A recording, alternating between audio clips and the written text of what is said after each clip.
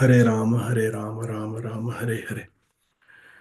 ॐ अज्ञानतिमिरान्धस्य ज्ञानाञ्जनशलाकया चक्षुरुन्मिलितं येन तस्मै श्रीगुरवे नमः। नमः ॐ विष्णुपादाय कृष्णप्रेष्ठाय भूतले श्रीमते भक्तिवेदान्त स्वामिन् इति नामिने। नमस्ते सारस्वते देवे गौरवाणी प्रचारिणे निर्विशेषशून्यवादी पाश्चात्यदेशतारिणे वाञ्छाकल्पतरुभ्यश्च कृपा सिन्धुभ्य एव च पतितानां पावनेभ्यो वैष्णवेभ्यो नमो नमः। जय श्री कृष्ण चैतन्य प्रभु नित्यानंद श्री अद्वैत गदाधर श्रीवासादि गौर भक्त वृंद। हरे कृष्ण कृष्ण कृष्ण हरे हरे, हरे राम राम राम हरे हरे। ओम नमो भगवते वासुदेवाय।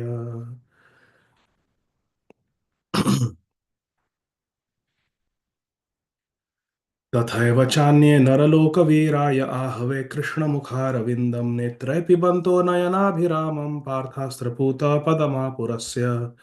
अहो बकीयं स्तनकालकूटं जिघांसयापाय यदप्यसाध्वी लेभे गतिं धात्री उचितां ततोऽन्यं कं वा दयालुं शरणं व्रजेम। Oh, we are in the different module, right? Hare Krishna. Yeah. तस्यारविन्दनयनस्य पदारविन्द किञ्जल्कमिश्रतुलसीमकरन्दवायुः अन्तर्गतस्वविवरेण चकार तेषां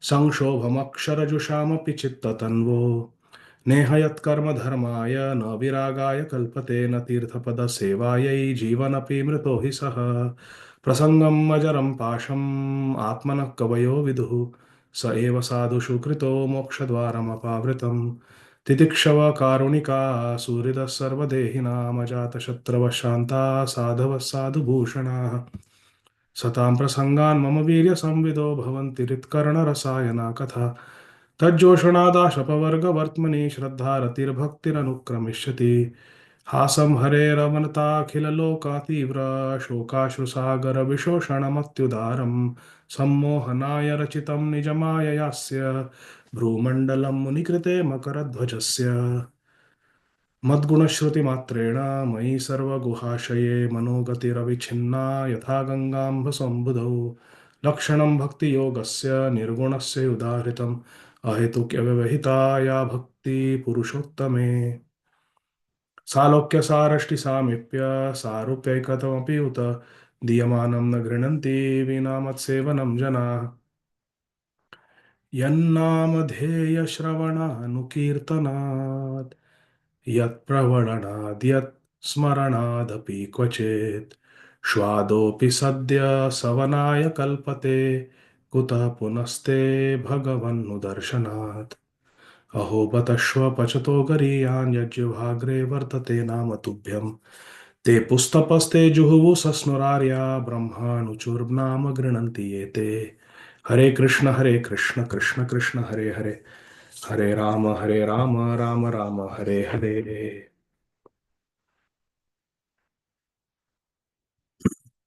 Hare Krishna, dear devotees, we are continuing our study of Granthara Srimad Bhagavatam, Canto 3, Chapter 22, entitled The Marriage of Shri Kardama Muni to Srimati Devahuti Devi. Text 13. So, Srimad Bhagavatam 3.22.13. Thank you very much for your patience, and I sincerely apologize for being late. Thank you, Ajay Govind Prabhu, for keeping the transcendental vibration going. Hare Krishna. So, text 13.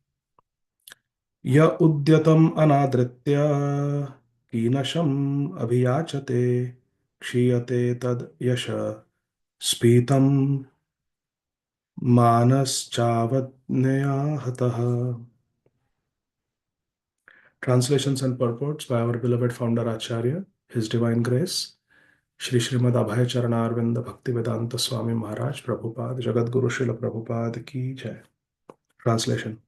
One who rejects an offering that comes of its own accord, but later begs a boon from a miser, thus loses his widespread reputation, and his pride is humbled by the neglectful behavior of others.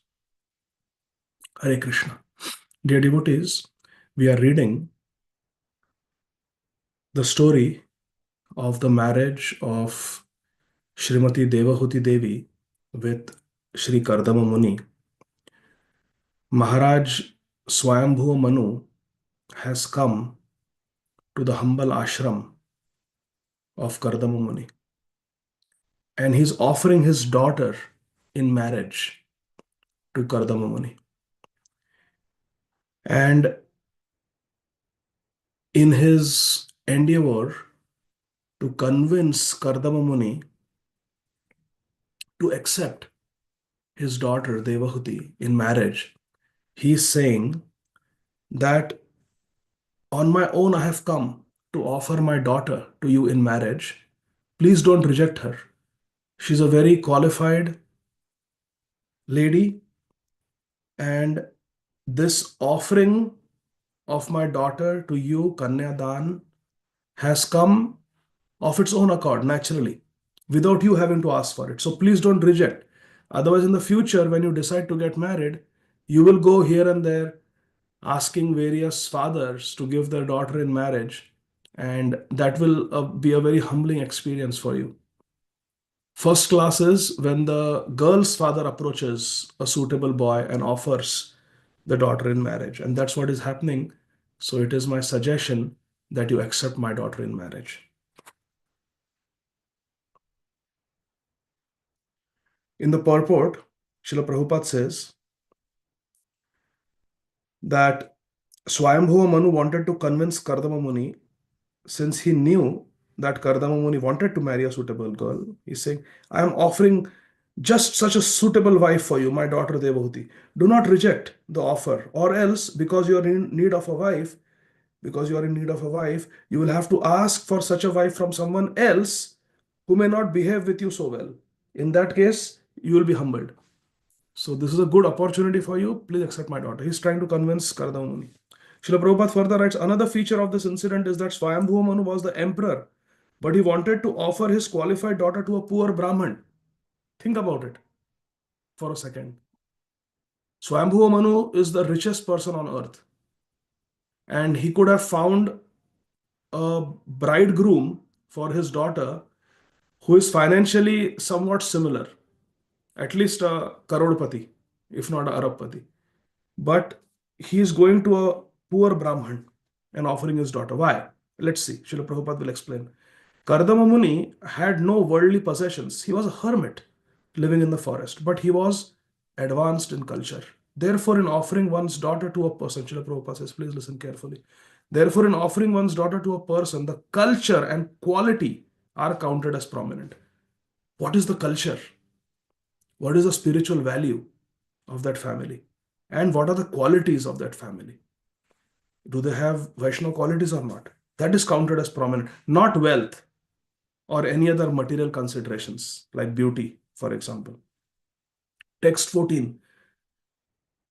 Shri Swayambhuva Manu continues telling Kardama Muni, Aham Tvashrin Vam Vidvan Vivahartham Samudyatam Atastvam Upakurvanaha Prattam Prati Grihaname. Shri Swayambhuva Manu continued, O wise man, O Kardama Muni, I heard that you were prepared to marry. Please accept the hand of my daughter Devahuti, which is being offered to you by me, since you have not taken a vow of perpetual celibacy. Upakurvanaha, not taken a vow of perpetual celibacy. In the purport, Srila Prabhupada says, the principle of brahmacharya is celibacy. What is the principle of being a brahmachari? Celibacy.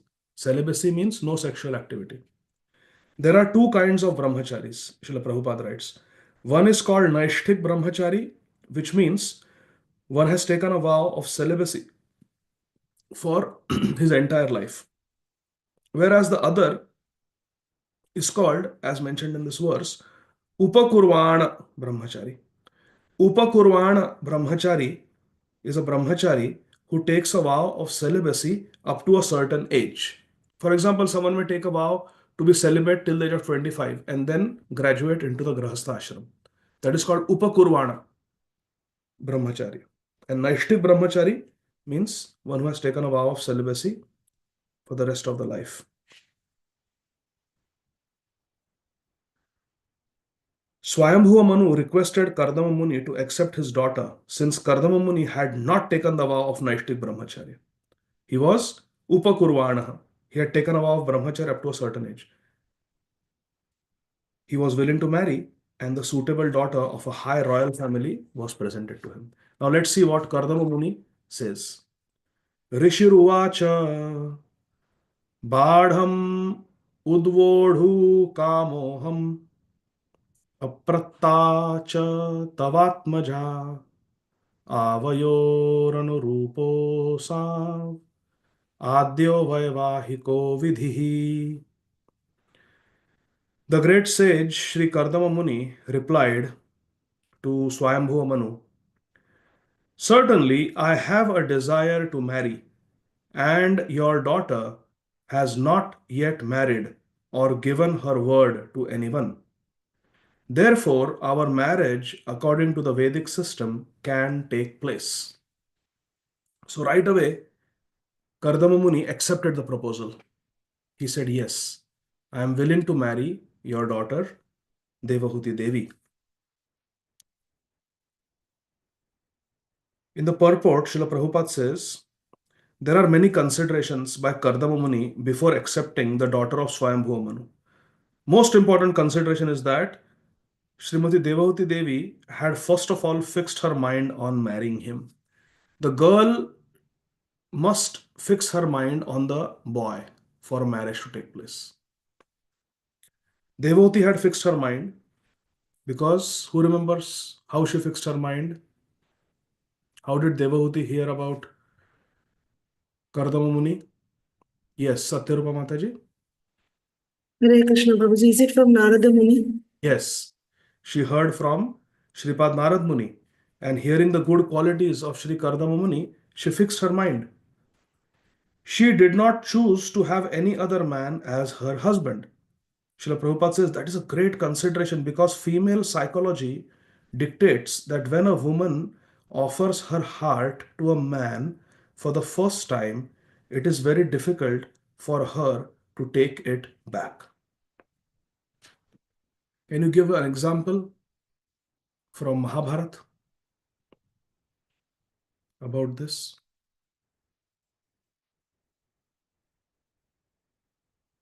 Yes, Janani Mataji. Hare Krishna Prabhu. Can we take the example of Amba? Yes, that is exactly what I was also thinking. Amba had given her heart to a particular king, and then she would not marry Vichitravirya, even though Bhishmadev had brought her. Then Srila Prabhupada says Kardama Muni considered a second condition also to marry Devahuti. Also, Devahuti had not married before. She was a virgin girl. All these considerations convinced Kardama Muni to accept her.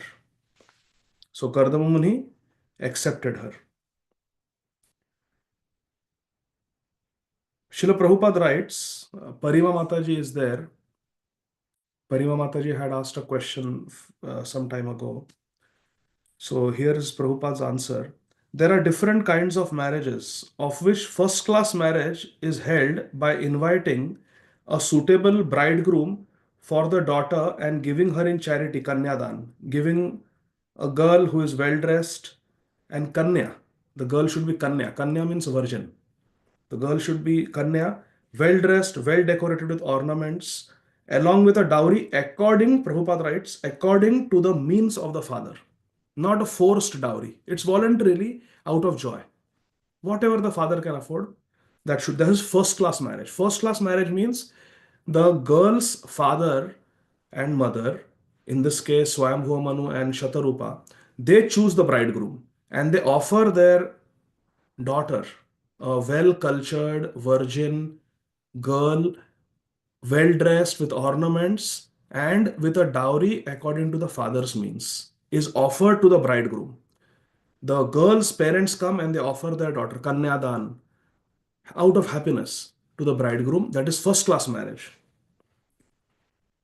Srila Prabhupada continues, there are other kinds of marriage also, such as Gandharva marriage.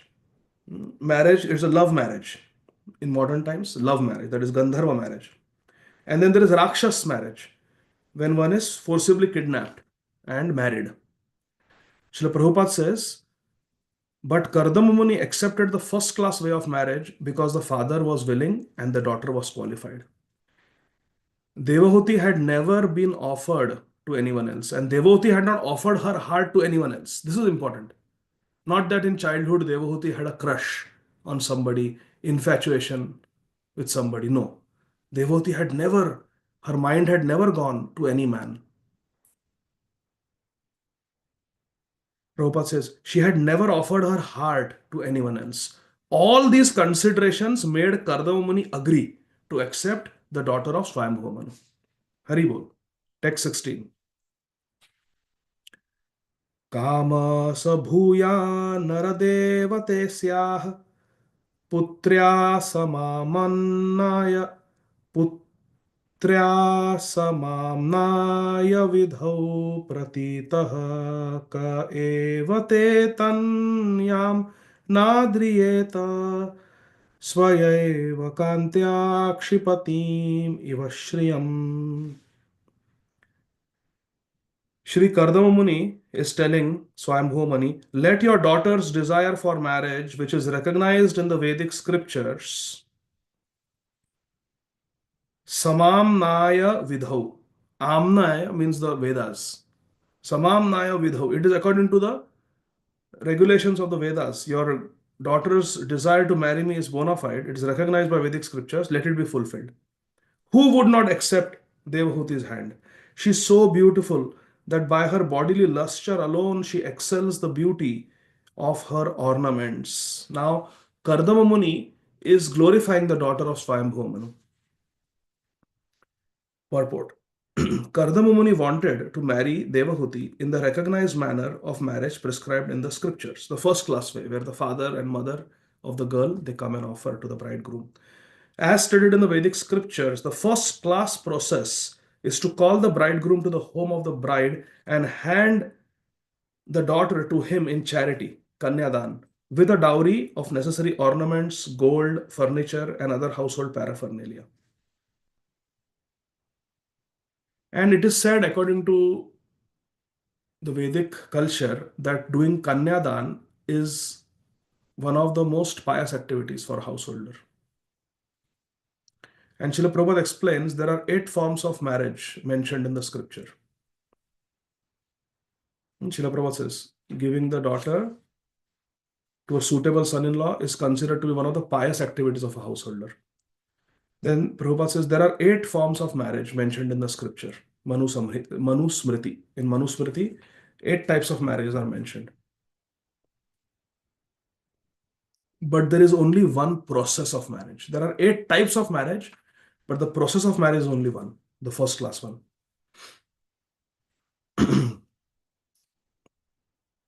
Where the father gives. And then Srila Prabhupada says that because India has been under foreign countries' rule for so many years, the traditional Vedic culture is now lost. Srila Prabhupada says the so-called Brahmanas, Kshatriyas, and Vaishyas have forgotten their traditional activities, and in the absence of these activities, they are called Shudras. It is said in the scriptures, Kalau Shudra Sambhava. In Kali Yuga, everyone is born a Shudra. In the age of Kali, everyone will be like Shudras. The traditional social customs are not followed in this age, although formerly they were followed strictly. Now, Sri Kardama Muni continues to glorify the daughter of Swayambhuva Manu. Yam hamrya prishthe kvanadangri shobham vikridatim kandukavevalakshim Vishwavasurnya patat swad vimanad vilokya sammoha vimudha cheta. Shri Kardama says, I have heard that Vishwavasu, the great Gandharva, his mind stupefied with infatuation, fell from his airplane after seeing your daughter playing with a ball on the roof of the palace. For she was indeed beautiful, with her tinkling ankle bells and her eyes moving to and fro.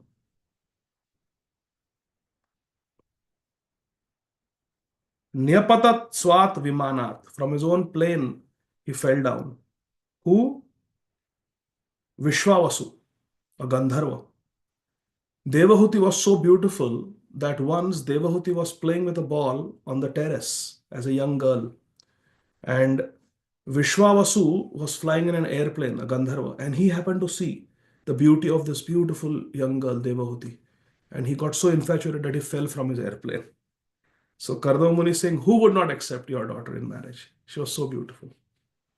Even Shishupal fell, remember? When he saw Rukmini come out of the temple of Mother Bhavani, when he saw the beauty of Rukmini, he also fell down from the elephant.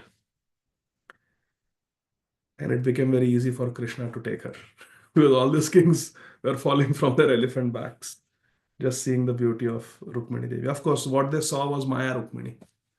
These lusty people cannot see the real Rukmini, who is Krishna's internal potency expansion of Srimati Radharani. Purport. Srila Prabhupada says it is understood that not only at the present moment, but also in those days there were skyscrapers, high buildings were there. Palatial high building, Swayambhuva Manu had. And there were airplanes also, because it is said Swad Vimanat, his own airplane. So all this technology was there, but without carbon footprint. That is the difference between now and then. Now it's all Rajasic and Tamasic. And then Srila Prabhupada also says, ball playing was also current, but aristocratic girls would not play in a public place. Hare Krishna. Nowadays, in Kali Yuga, so many things are there. We don't want to go into details, but the sports are played nowadays, and young girls, they have to wear skimpy clothes while participating in these sports, visible to the inauspicious eyes of so many materialistic men. In those days, it was not like that. The highly cultured girls would not play in front of men. Ball playing and other such pleasures were not meant for ordinary women and girls. Only princesses like Devahuti could indulge in such sports. It is described here that she was seen from the flying airplane by the Gandharva. Ordinary men could not see. And Kardama Muni had heard of this incident, how beautiful Devahuti is. Tam prarthayantim lalana lalamam asevita shri charanaira Vasta manor uchchapada swasaram konanumanyeta budho bhiyatam. What wise man would not welcome her, the very ornament of womanhood, the beloved daughter of Swayambhuva Manu and sister of Maharaj Uttanapad? Those who have not worshipped the gracious feet of the goddess of fortune, Lakshmi, cannot even perceive her, yet she has come of her own accord to seek my hand. So Devahuti was not an ordinary girl. She was a very divine girl. And of course, she is going to become the mother of the Supreme Personality of Godhead. So Kardama Muni continues to glorify her. Who would not welcome a girl like Devahuti? She is the very ornament of womanhood. And only by worshipping the lotus feet of Lakshmi can one perceive such a divine girl as Devahuti Devi. Purport. Kardama Muni praised the beauty and qualification of Devahuti in different ways. In this way, in various ways, Kardama Muni is glorifying Devahuti. Devahuti was actually the ornament of all ornamented beautiful girls. Now listen, Srila Prabhupada says very important point. A girl becomes beautiful by putting ornaments on her body, but Devahuti was more beautiful than the ornaments. She was considered the ornament of the ornamented beautiful girls. Demigods and Gandharvas were attracted by her beauty. Kardama Muni, although a great sage, was not a denizen of heavenly planets, but it is mentioned in the previous verse that Vishwavasu, who came from heaven, was also attracted to the beauty of Devahuti. Besides her personal beauty, she was the emperor's daughter, daughter of Swayambhu Manu, and sister of King Uttanapad. Uttanapad is the son of Swayambhu Manu, who was the king. Who could refuse the hand of such a girl? अतो भजिष्ये समयेन साध्वीं यावत् तेजो बिभ्रयादात्मनो मे अतो धर्मान् पारमहंस्य मुख्यान् शुक्ल प्रोक्तान् बहुमन्ये vihimsan. Therefore, I shall accept this chaste girl as my wife on the condition that after she bears semen from my body, I shall accept the life of devotional service. Param hamsya mukhyan, Shukla proktan. Shukla means Lord Vishnu. Proktan means spoken by. I will accept the life of devotional service, which is followed by the most perfect human beings. And that process is described by Lord Vishnu himself. And this process is avihimrasan, free from envy. In short, please listen to this. Kardama Muni is telling Swayambhu Manu, I will accept your daughter in marriage on one condition, that after she bears children from me, I will leave her and accept the path of Paramhamsas. I will take sannyas. In modern times, no conditioned soul will give one's daughter to such a man who before marriage promises that after your daughter has children from me, I will leave her and take sannyas.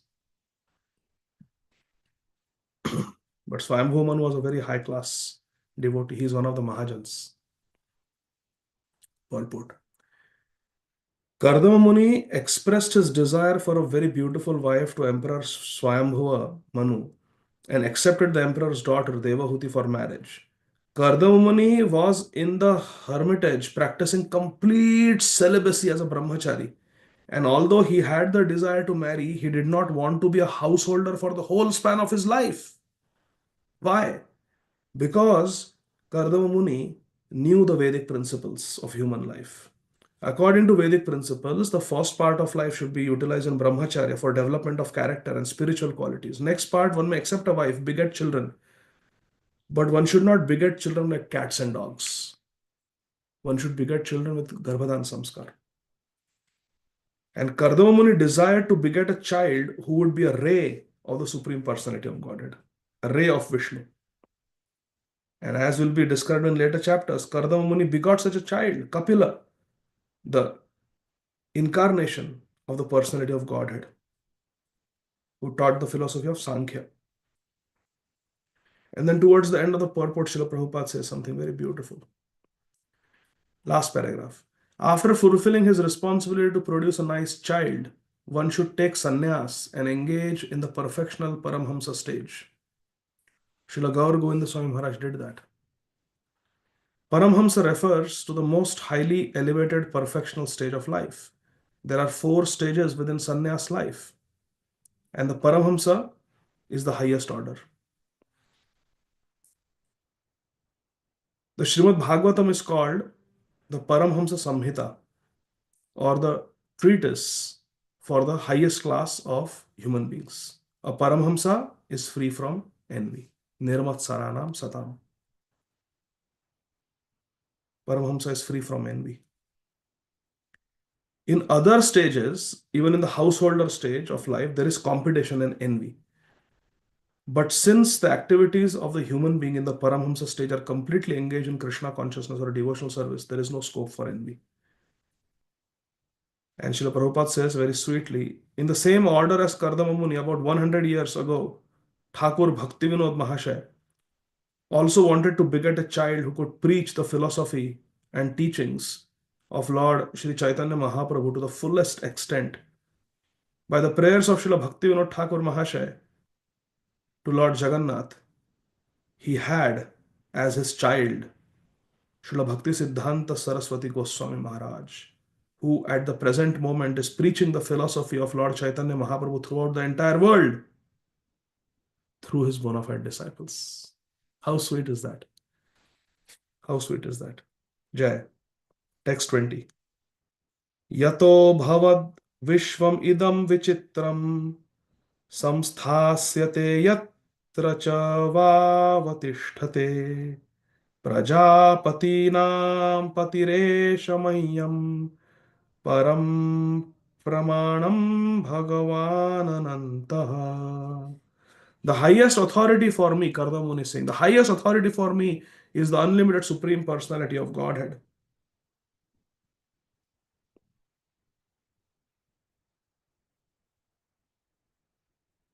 Bhagavan. Param Pramanam. The highest authority for me is Bhagavan, Ananta, the Supreme Lord who is unlimited, from whom this wonderful creation emanates and in whom its sustenance, maintenance, and also dissolution rest. Shrishti, Sthiti, Pralaya. Everything is in Krishna. He is the origin of all Prajapatis. Prajapati Nam Pati. He is the Prajapati Nam Pati. He is the Lord of the Prajapatis. Prajapatis are the personalities meant to produce living entities in this world. Prajapatis are personalities meant to produce living entities in this world, but their Pati is Krishna. Srila Prabhupada writes, Kardama Muni was ordered by his father, Prajapati, to produce children. In the beginning of creation, the Prajapatis were meant to produce large population, which was to reside in the planets of this gigantic universe. But Kardama Muni knew that the original Lord of all Prajapatis is Lord Vishnu, the origin of everything. This is important. Text 21. Maitreya uvacha sa ugradhanvan yad eva babhashe asichat tushnim aravindanabham dhiyo pargrinan smitashobhitena mukhena cheto lulubhe devahutiyah. Shri Maitreya Muni said, O great warrior Vidur, Ugra Dhanvan, great warrior Vidur. As far as we know, Mahatma Vidur did not fight any battles, but here he is called as a great warrior because Vidur was a spiritual warrior. He fought the Anarthas, he fought Kali, he fought wrong philosophies as the minister of Maharaj Dhritarashtra, and therefore he was a spiritual warrior. And he is called as Ugra Dhanvan, great warrior, great spiritual warrior, not a martial warrior, but a spiritual warrior. O great warrior Vidur, the sage Kardama Muni said this much only and then became silent, thinking of his worshipable Lord Vishnu. Arvindanabh, Arvindanabh. Tushnim, he became silent. And Arvindanabham Dhiya. Dhiya means he was meditating upon. He began thinking of his worshipful Lord Vishnu. Smartavya Satatam Vishnu Vismartavya Najatuchit. After speaking these few verses, glorifying Devahuti, accepting the proposal of Swayambhuva Manu, Kardama Muni became silent. And he was thinking of his worshipable Lord Vishnu, who had a lotus on his navel. As he silently smiled, his face captured the mind of Devahuti, who began to meditate upon the great sage. As Kardama Muni silently meditated on Lord Vishnu, his face captured the mind of Devahuti. Lulubhe Cheta, Devahuti. Devahuti's consciousness was attracted to Kardama Muni because he was thinking of Lord Vishnu because he was a devotee of Lord Vishnu. How great is devotee? That she is attracted by devotional qualities. Purport. It appears that Kardama Muni was fully absorbed in Krishna consciousness because as soon as he became silent, he at once began to think of Lord Vishnu. That is the way of Krishna consciousness. Hari Bol. Pure devotees are so absorbed in thought of Krishna that they have no other engagement. Although they may seem to think or act otherwise, they are always thinking of Krishna. दुनिया के काम करते रहो, हरि नाम को रटते रहो. The smile of such a Krishna conscious person is so attractive that simply by smiling he wins so many admirers, disciples, and followers. Isn't this purport so sweet? Let's read again. Please listen carefully. Beautiful, beautiful, sweet purport by Srila Prabhupada. It appears that Kardama Muni was fully absorbed in Krishna consciousness because as soon as he became silent, he at once began to think of Lord Vishnu. That is the way of Krishna consciousness. Pure devotees are so absorbed in thought of Krishna that they have no other engagement. Although they may seem to think or act otherwise, they are always thinking of Krishna. The smile of such a Krishna conscious person is so attractive that simply by smiling, he wins so many admirers, disciples, and followers. Hari Bol. Text 22. Sonu jnatva vyavasitam mahishya duhitu sputam tasmai guna ganadhyaya dadau tulyam praharshitah. After having unmistakably known the decision of the queen as well as that of Devahuti, Emperor Swayambhuva Manu most gladly gave his daughter, Duhitu, gave his daughter to the sage, Kardama, whose host of virtues was equaled by her. Tulyam. She was equal in good qualities to Kardama Muni, Devahuti. That is the qualification. Husband wife should be well matched in their devotional qualities. Text 23. Shatarupa Maharajni Paribarhan Mahadhanan Dampatyo Paryadat Pritya Bhushavasah Parichadan.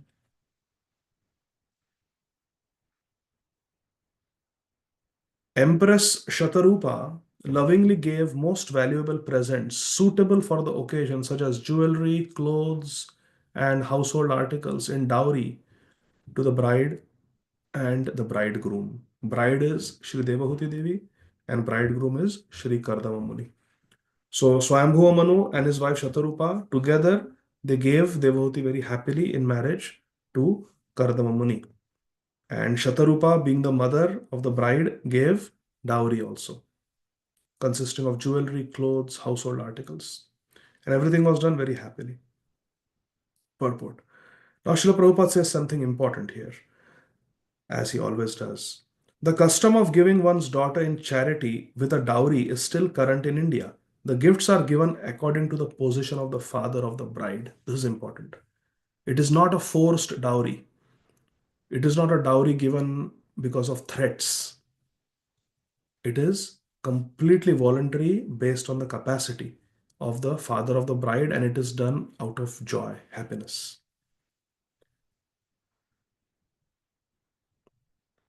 Paribarhan Mahadhanan means the dowry which must be awarded to the bridegroom at the time of marriage. Here, Mahadhanan means greatly valuable gifts befitting the dowry of an empress, because emperor's daughter is getting married.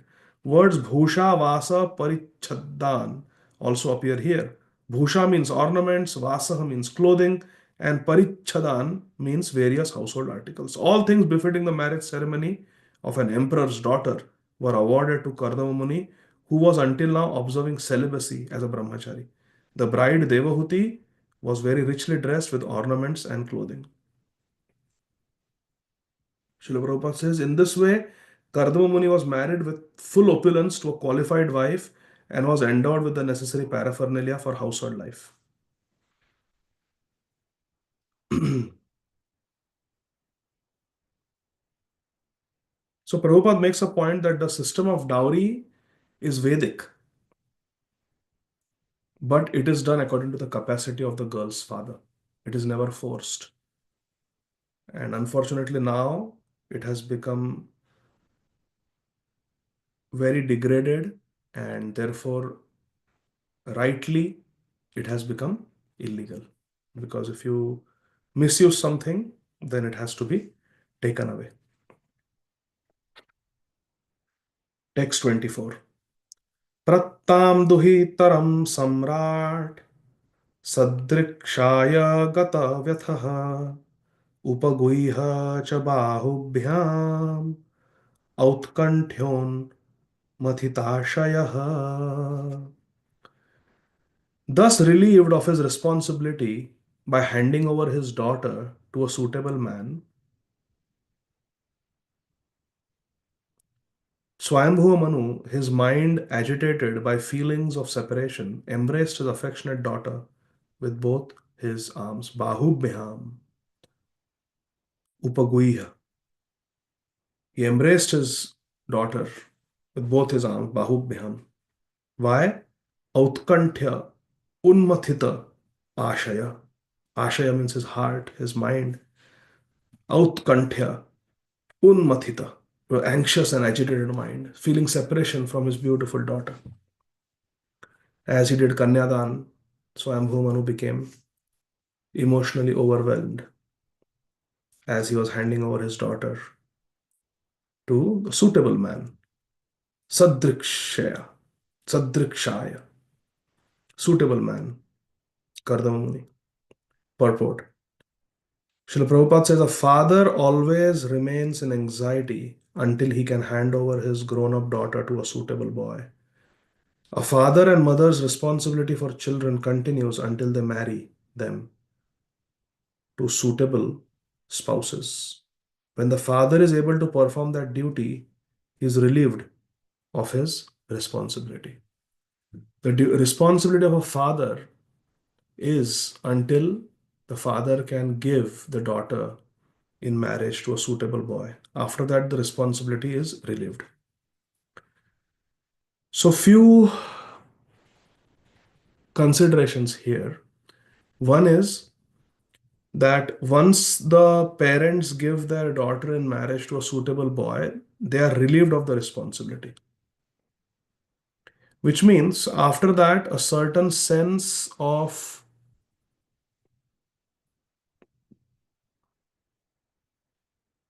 detachment must come. Once we have given the daughter in marriage to a suitable boy, that is important. Once a daughter is given to a suitable boy, a good devotee boy, devotee man, then the parents are relieved of their responsibility, and then they should develop a spirit of renunciation and go deeper in their Krishna consciousness. Another consideration is see how Swayambhuva Manu is in anxiety that his daughter is going away, she's getting married, she's leaving the palace, leaving him, he will not see her now. That is how we feel when a devotee dies. When a devotee in this world dies, we feel separation, we feel heartbroken. But actually, Devahuti is not heartbroken because she knows where she is going. She knows she is going to her suitable husband. When a devotee dies, we feel anxiety that, oh, the devotee died. But for the devotee, there should be no anxiety if one has sincerely practiced Krishna consciousness, chanted 16 rounds every day attentively, followed the 4 regulative principles, served the devotees, heard Krishna Katha, read the Shastra, one has eaten Krishna Prasad, participated in Harinam Sankirtan, which is the Yoga Dharma. There's nothing to fear because the devotee is going to Krishna. Just like devotee is going to her beloved. Similarly, we are going to our beloved Lord. But of course, when the devotee goes from this world, we are like the ladki wale, like the girl's side. We cry, oh, the devotee died. But the devotee is very happy because he's going to Krishna, on the way to Krishna. Last verse for today, text 25. Ashaknuvam stad viraham munchan bashpa kalamuhu asinchad amba vatseti netrodair duhitu shikha. Emperor Swayambhuva Manu was unable to bear the separation of his daughter. Tad viraham munchan bashpakalam muhu. Again and again he was shedding tears. Bashpa means tears. Munchan, they were just falling. Why? Ashaknuvan, he was not able to tolerate. Tad viraham, the separation from his daughter. Tears poured from his eyes again and again and drenched his daughter's head. Drenched the hair. Netra udaihi duhitu shika. The locks of hair of Devahuti were wet by the netra udai, the tears falling from the eyes of Swayambhuva Manu. He embraced Devahuti, and the tears from his eyes, Swayambhuva Manu's eyes, they fell on the head of Devahuti, making her hair wet. And Swayambhuva Manu cried, "My dear mother, my dear daughter, my dear mother, my dear daughter. Amba Vatsa iti." Purport. Srila Prabhupada says the word Amba is significant. A father, please listen carefully, a father sometimes addresses his daughter in affection as mother, Amba, and sometimes as Vatsa, my darling daughter. The feeling of separation occurs because until the daughter is married, she remains the daughter of the father. But after her marriage, she is no longer claimed as a daughter in the family. She must go to the husband's house, for after marriage, the girl becomes the property of the husband. According to Manu Samhita, a woman is never independent. She must remain the property of the father while she is not married, and she must remain the property of the husband until she is elderly and has grown up children of her own. In old age, when the husband has taken sannyas and left home, she remains the property of the sons. A woman is always dependent, either upon the father, husband, or elderly sons. That will be exhibited in the life of Devahuti. Devahuti's father handed over responsibility for her to the husband, Kardama Muni. And in the same way, Kardama Muni also left home, giving the responsibility to his son, Bhagwan Shri Kapildev. This narration will describe these events one after another. This is coming. So Swayambhuva Manu gave his daughter to the husband, Kardama Muni. Kardama Muni gave Devahuti to their son, Shri Kapildev Muni. That is how the way of life is. Hare Krishna. Well, Hare Krishna. So we'll continue from verse number 26. Krishna willing, day after tomorrow. Granthara Srimad Bhagavatam ki jai. Jagat Guru Srila Prabhupada ki jai. Nitai Gaur Hari Bol. Yes, Shama Kishori Mataji, please go ahead. Hare Krishna Prabhuji, Dandot Pranam, Jai Srila Prabhupada. Thank you for the very nice class. I had two questions, Prabhuji, on verse 23. Srila Prabhupada is saying that dowry is compulsory. So why is it compulsory? And then in this verse that we just read, 25, why is a woman called the property of somebody else throughout her life? Hare Krishna. Dowry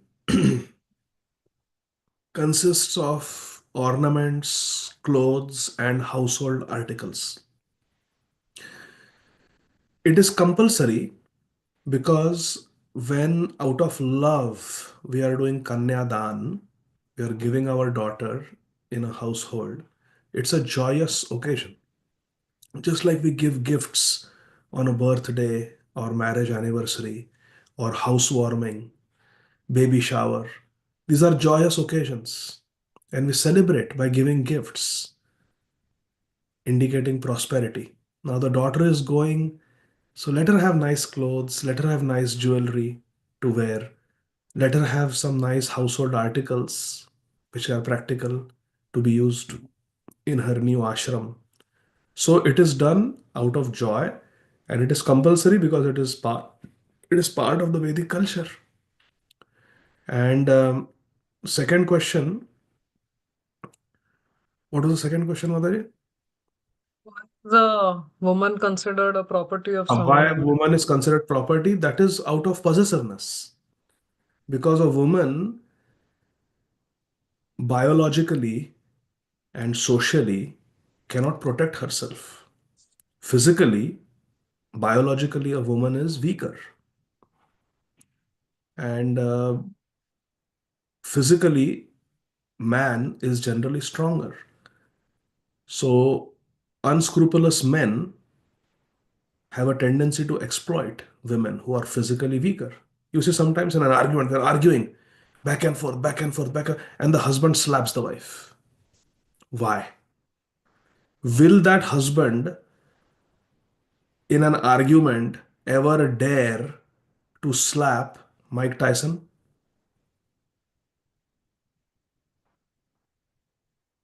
Husband will never dare in an argument to slap Mike Tyson. Yet the husband slaps the wife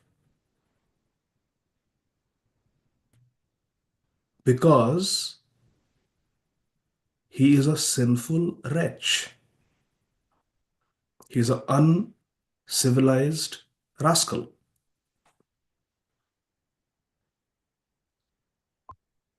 A woman is to be protected like we protect property. Can property protect itself? Can property protect itself? No. The property has to be protected by the owner of the property. Similarly, a woman should be treated like a property who cannot protect itself. Even though a woman is not a thing, but here she is called property out of possessiveness, out of care and concern.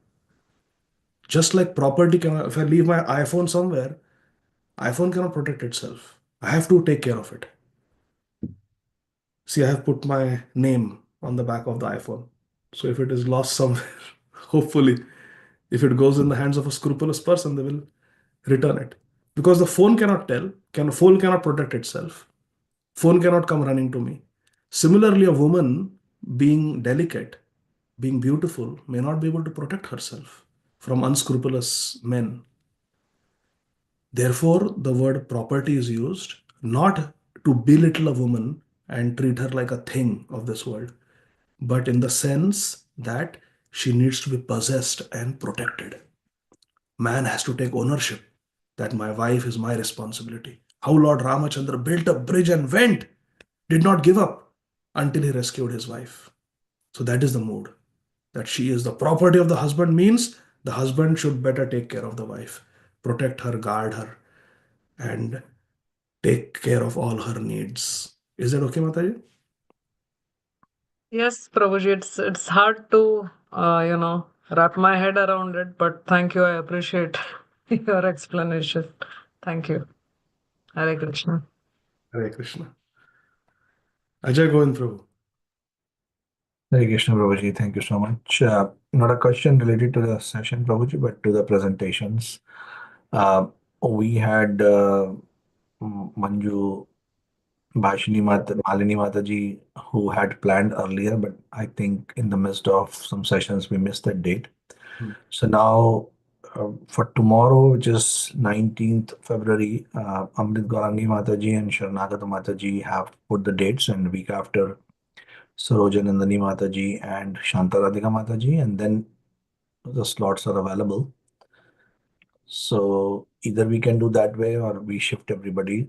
I don't know what should be the good thing. If everybody is prepared to the dates, then we can stick to the plan. I think we should stick to the plan. What is the problem for tomorrow? So Manju Bhashini Mataji, I mean, she did not put the date, but she asked that she could do earlier on 5th. Where is Mataji? Is she here now on the call? No, I don't see her. Mataji is not there on the call. So I think 5th of March is available and Mataji can do that.